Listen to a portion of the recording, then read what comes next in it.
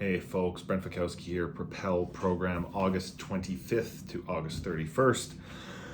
Quicker video this week. It's been a busy week here with the newborn, so I'm going to get into it quick. What I want you to think about big time this week when it comes to Propel athlete and Propel competitor is doing everything you can to not just roll through the reps. And it can be easy sometimes, especially like a lot of this. So for example, this week we've got the kipping handstand push-up and the kipping butterfly chest to bars, how those progress, right? And you're seeing it go from, the 15 to 20, this week's 20, 25. You can kind of guess what's coming next, trying to do those unbroken or close to unbroken to accumulate reps. So it can be easy looking over that 5-week block to think, oh, this is progress, right? I am accumulating these reps and the accumulation from these repetitions will make me better. And that is true. However, just accumulating repetitions is not going to be the only thing that makes you better. In the same way, you brush your teeth every day. Are you better at brushing your teeth than you were a year ago? Probably not, right? You probably brush it the same way now. Are you maintaining your teeth health, the health of your teeth? I would hope so. But the actual skill of brushing your teeth, if you had to compete in a toothbrush competition, you'd be the same quality as you were this time last year, even though you're accumulating those repetitions. Even if you brush your teeth 3 times a day, if you're not mindfully thinking about how can I brush my teeth better, your teeth, that skill isn't getting better. So it's the same with chest bars, the same with kipping handstand push-ups, it's the same with, we've got tempo strict press in the block, in this training block. And a good example in the Propel athlete is those oscillating jumps, right? You can look at those and you can just breeze through them, and it can kind of feel like junk volume, right? You're doing these deep tier plyometrics. We've got the split stance, sort of like bounding lunges. We've got the squats. This week we're going from deep tier and then to high tier, deep tier, back down, up and down.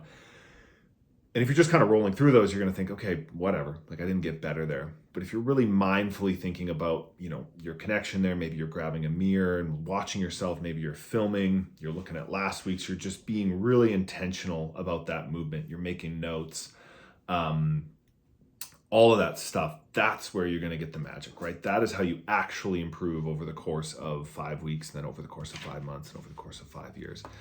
So really think about that intention this week. Try to bring that to every session, or at least, one part of each session. Sometimes you do just need to roll through the motions, right? If you're getting up and you're exhausted and you're just getting to the gym is like checking the box, rolling through the motions.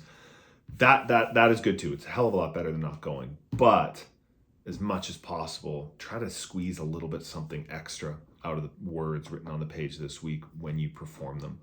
And a good example of that is those chest bars and kipping handstand push-ups, those progressions we're doing, because, there is this obvious linear progression where you're accumulating more repetitions by the end of this 5-week block. Try to learn something about your technique in those movements. And the same goes for those touch and go deads, right? We're progressing those. I know I already talked about that last week, but those, you should really working at those near max reps or near max loads in any of the weightlifting movements. You're going to learn stuff technically that you're not going to learn when you're, working at like 60%, because 60% you can kind of get away with 100 different techniques and, still deadlift the weight. But right around getting closer and closer to that max, pushing yourself to the limit with those maxes, you're going to learn different cues that work, whether it's like where my hips are, what I'm doing with my hands, my shoulder, my head position on the deadlift, whatever that is. So really try to learn and build each week. And that's why I'm a big believer as well in having these blocks, right? Having, at least 5 weeks, if not 6 or 7 sometimes, where you're doing the same things, because that allows you to build on that stuff. Whereas if every week it's just random, it's like these different things and you're pulling from different areas. If you do it that way, you're in trouble. And it's hard to build on that, right? It's hard to learn something from last week and then apply it to this week and then apply it to next week and kind of keep building on that knowledge, as opposed to just, accumulating a bunch of random repetitions. That is really what I wanted to talk about this week. Just that sort of general take there. Lastly, on the very specific thing, but rower hamstring curls. So when you're doing those hamstring curls, your feet on the rower seat, make sure you're pushing those hips up, those glutes, squeezing those glutes the entirety of the rep.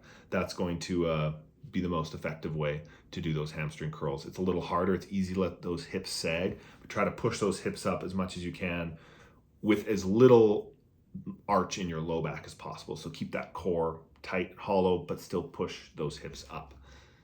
Enjoy this week of training. As always, if you have any questions, hit me up on Train Heroic, and let's have a great week.